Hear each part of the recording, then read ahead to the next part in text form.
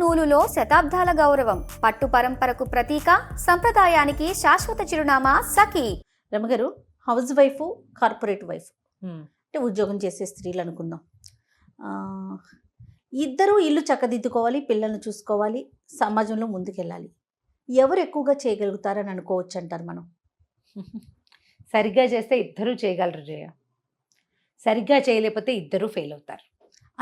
అన్ని విషయాల్లోనా? ఇప్పుడు నేను చెప్పిన అన్ని విషయాల్లో, మొత్తం అన్ని విషయాల్లో కూడా. మామూలుగా ఒక స్త్రీ ఓ 20కో 22కో 26కో ఇప్పుడు ఈ రోజుల్లో 30కో పెళ్లి చేసుకుంటారు. పెళ్లి చేసుకున్నాక ఆ సంసారాన్ని దిద్దుకునేది అమ్మాయే.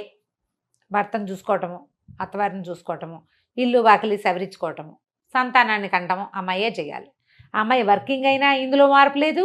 హౌస్ వైఫ్ ఏ పని లేకుండా, బజార్ వెళ్ళే పని, బయటకు వెళ్ళే పని లేకుండా ఇంట్లోనే ఉన్నా ఇందులో మార్పు లేదు. అవును, ఇది తప్పదు కదా. పెళ్ళి, ప్రెగ్నెన్సీ, పిల్లలు అనేది ఆడవాళ్ళకి సర్వసామాన్యం. నువ్వు వర్కింగ్ కాకపో అయిందా. ఇప్పుడు ఈ రెండిట్లలో అమ్మాయి వర్కింగ్ అనుకో, టైం ప్రకారం పరిగెడుతుంది. వాళ్ళ లివింగ్ స్టైల్కి ఒక లైన్, ఒక ప్రత్యేకమైన ట్యూన్ ఉంటుంది. ఈ టైంకి లేవాలి, ఈ టైంకి వంట అయిపోవాలి, ఈ టైంకి పరిగెత్తాలి, ఈ టైంకి మళ్ళీ వెనక్కి రావాలి. టైం ఖచ్చితంగా ఉంటుంది. అవును కదా, 100%. ఫ్రేము ఒక ఫ్రేమ్డ్గా ఉంటుంది జీవితం.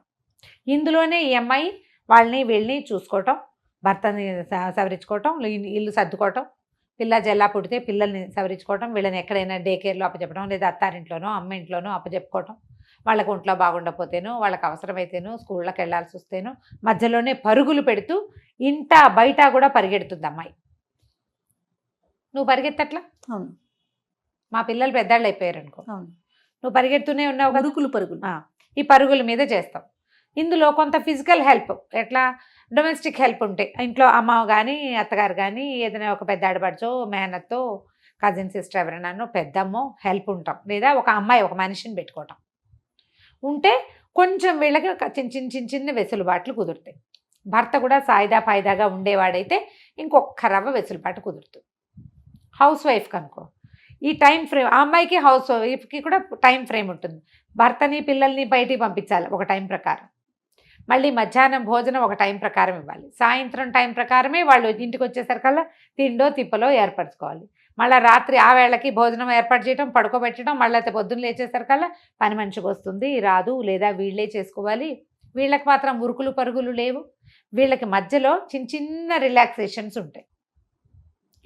అదనపు బాధ్యత లేదు కదా.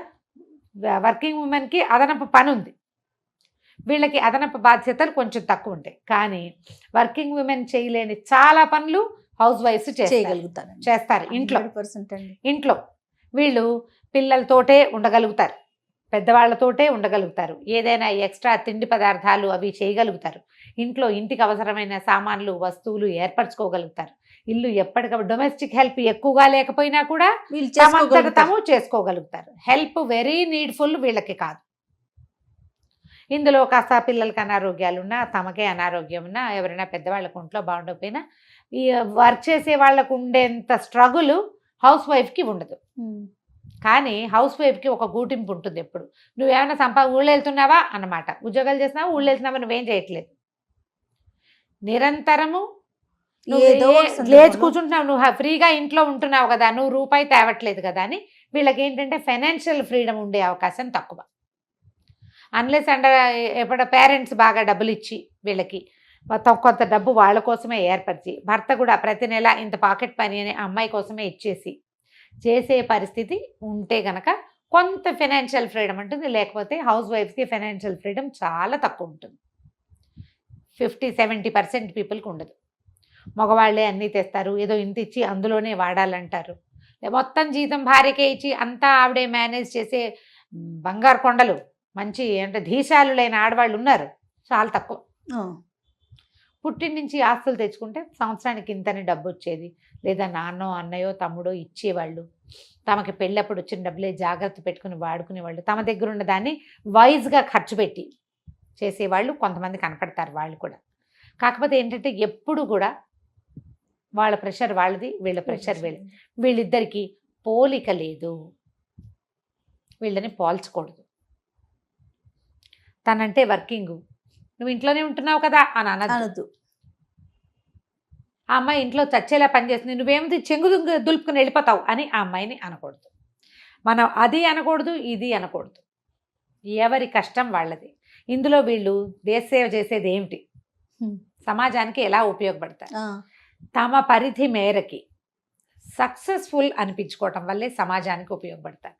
వీళ్ళు ఇతరులకి ఆదర్శంగా ఉంటారు.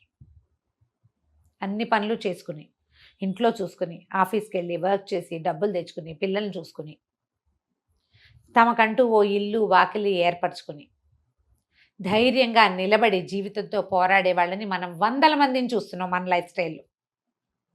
నేను హండ్రెడ్స్ ఆఫ్ పీపుల్ని చూస్తాను జయ. నాకు తెలిసి ఎప్పుడు నాకంటే కనీసం 20-25 సంవత్సరాలు పెద్దదైన మా చిన్నక్కయ్య, మూడోక్కయ్య వాళ్ళిద్దరూ వర్క్ చేయటం నాకు తెలుసు. ఇద్దరు స్కూల్ టీచర్లే. ప్రతి వారము పిండి వంటలు చేసుకునేవాళ్ళు, ప్రతి వారము పిల్లలకు బట్టలు కుట్టుకునేవాళ్ళు, ప్రతి పండక్కి స్వీట్లు ఉండేవి. ఎంత పని చేసేవారు. వాళ్ళు చేసే పనుల సగం కూడా చేయట్లేదు ఇప్పుడు నేను అనుకుంటా. చాలా సక్సెస్ఫుల్గా ఇద్దరు మంచి టీచర్లుగా పేర్లు వచ్చినాయి వాళ్ళకి.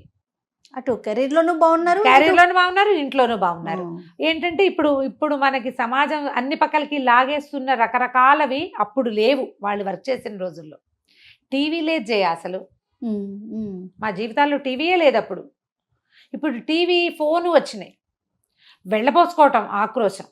వీళ్ళు ఇద్దరు చేయకూడని కొన్ని పనులు ఉంటాయి. ఇప్పుడు ఈ అమ్మాయి వర్క్ చేసే అమ్మాయి సమాజానికి ఉపయోగపడుతుంది. హౌస్ వైఫ్గా ఉండే అమ్మాయి ఇల్లు సరిగా దిద్దుకుంటుంది, కొట్లాటలు రానివ్వదు, పిల్లల్ని జాగ్రత్తగా చదివించుకుంటుంది, పిల్లలు ఎక్కడికి వెళ్తున్నారు ఏమిటి వాళ్ళ వేరబౌట్స్ అబ్జర్వేషన్ ఉంటుంది, కనుక్కుంటుంది, మాట్లాడుకుంటుంది, పిల్లలు చక్కగా పైకి వెళ్ళి బాగా చదువుకునేలాగా చూసుకుంటుంది, కష్టపడుతుంది బాగా. శారీరకమైన కష్టం పెద్ద కష్టం. నువ్వు ఇంట్లోనే ఉంటావు, ఎందుకు చూసుకోవు నువ్వు అన్న లాంటి మాటలు ఎప్పుడు వింటూనే ఉంటుంది. పాపం వింటారు, అలాగే అవి వినాల్సే వస్తుంది. ఇంత కష్టపడి ఇంత చక్కగా పిల్లల్ని చదివిస్తే చక్కగా తల్లి చదివించుకుందన్న మాట ప్లస్ సమాజంలో ఇతరులు ఈ అమ్మాయిని చూసి ఇట్లా ఒళ్ళు దగ్గర పెట్టుకుని పిల్లల్ని చక్కగా చూసుకోవటం, జాగ్రత్తగా చేయటం నేర్చుకుంటారు. వీళ్ళిద్దరూ ఈ ఇద్దరు కూడా సమాజానికి మంచి పౌరులను ఇవ్వగలుగుతారు. ఇదే కదా ఉపయోగం సమాజానికి. అది చాలు కదా, రోడ్లు ఉడవక్కర్లేదు, రోడ్లు ఎక్కర్లేదు. బాగా చెప్పారు. మన ఇల్లు ఉద్ధరించుకుంటే చాలు. వర్క్ చేసేటప్పుడు అమ్మాయి ఆఫీస్కి అవసరమైన పని చేయటం, ఇంట్లో పని చేసేటప్పుడు పిల్లలకి కొంచెం బాగా ఆదర్శాలు మనం పాటించలేని రోజు ఇది. పిల్లలకి మంచి నడవడిక నేర్పిస్తే చాలండి. మన నడక బాగుంటే, మన పద్ధతులు బాగుంటే ఖచ్చితంగా చక్కగా పిల్లలకి వస్తాయి. వీళ్ళిద్దరిని పోల్చి ఒకళ్ళతో ఒకళ్ళకి పోల్చనే కూడదు. ఇద్దరు కూడా ఈ వర్కింగ్ ఉమెన్ కానీ హౌస్ వైఫ్స్ కానీ తమ పరిధిలో ఏం చేయగలరో అంత ఫుల్ ఎక్స్టెంట్ ఇవ్వగలగాలి. సెల్ఫ్ పిటీకి లోన్ కాకూడదు. నేను కష్టపడుతున్నానని వాళ్ళు అనకూడదు, చచ్చిపోతున్నానని వీళ్ళు అనకూడదు. ఇది ఏంటంటే నా లైఫ్ కోసం నేను చేస్తున్నాను, నా కుటుంబం కోసం, నా కుటుంబం, నా జీవితం, నా యొక్క లివింగ్ స్టైల్ అన్న భావన ఉంటే మనం ఎవరినో ఉద్ధరిస్తున్నాం అనే భావనలోకి వెళ్ళకూడదు. ఈ భావాలు రాకూడదంటే సొంతానికి ఏదో ఒకటి చేసుకోవాలి. సొంతంగా సొంత విషయాల కోసం కొంత టైం వీళ్ళు వాళ్ళు కూడా కేటాయించుకోవాలి. సెల్ఫ్కి సాటిస్ఫాక్షన్ అందించాలి. ముందు చేసిన పని సరిగ్గా చేసి సాటిస్ఫాక్షన్ని పొందటం నేర్చుకోవాలి. చేత కావాలి జయ దానికి. అవునండి. ఎంతసేపు వెళ్ళబోసుకోవటం, ఎవరికైనా చెప్పుకోవటం మానేయాలి. నీకు చెప్పుకో, వెరీ గుడ్, శబాష్ శబాష్, నేను బాగా చేశాను, నా అంతటి దాన్ని నేనే, నాలాగా ఎవ్వరు చేయలేరు, ఇది మోతాదు మించకూడదు, నీ లోపల నువ్వు చెప్పుకో. ఇతరుల మెప్పు కోసం పాకలాడద్దు. అప్పుడప్పుడు కావాలనిపిస్తుంది, విసిగిపోతాం జీవితంలో, ఎంత చచ్చిపోతున్నా మెప్పు లేదనిపించేస్తుంది. మిగిలిన వాళ్ళు ఉంటారు కదా, అవునవును, మనకి అలాంటప్పుడు సెల్ఫ్ బూస్టప్ చేసుకోవడం ప్రాక్టీస్ చేయాలి. దానికి ప్రాణాయామం చాలా హెల్ప్ చేస్తుంది. నిశ్శబ్దంగా కూర్చోండి, చిన్నప్పటి నుంచి మనం ఏం చేసామో గుర్తు చేసుకోండి, ఆలోచించండి. ఎప్పుడెప్పుడు మనం ఎన్నిసార్లు ఆటుపోట్లను తట్టుకున్నాం, దాని మీద ఆలోచిస్తే మెల్లిగా సర్దుబాటు అయిపోతుంది. ఇది కనుక ప్రాక్టీస్ చేస్తే హౌస్ వైఫ్ గెలుస్తుంది, కార్పొరేట్ వైఫ్ గెలుస్తుంది, ఎవరైనా గెలుస్తారు. వీళ్ళు సమాజానికి చాలా బాగా ఉపయోగపడతారు. ఆడవాళ్ళు లేకపోతే సమాజ నిర్మాణమే లేదు. ఎవరి స్థానం వాళ్ళదే. వర్క్ చేసేవాళ్ళు సమాజానికి అదే విధంగా అవసరం, ఇంట్లో ఉండేవాళ్ళు అవసరమే. ఇప్పుడు కొంచెం తక్కువ ఉంటున్నారు, అయినా కూడా మన పరిధిలో మనం చెయ్యగలిగినంత మన కుటుంబానికి, మన చుట్టుపక్కల ఉన్న జనాలకి, మన ఫ్యామిలీకి చెయ్యగలిగినంత చేస్తూ ముందుకెళ్తే అసలు మీకు పోలికే లేదు. మన దాన్ని మనం చేసుకుంటూ వెళ్ళిపోవటమే. అంతే, మన ఉనికిని కోల్పోకుండా. అంతే. రైట్ అమ్మగారు, నమస్తే.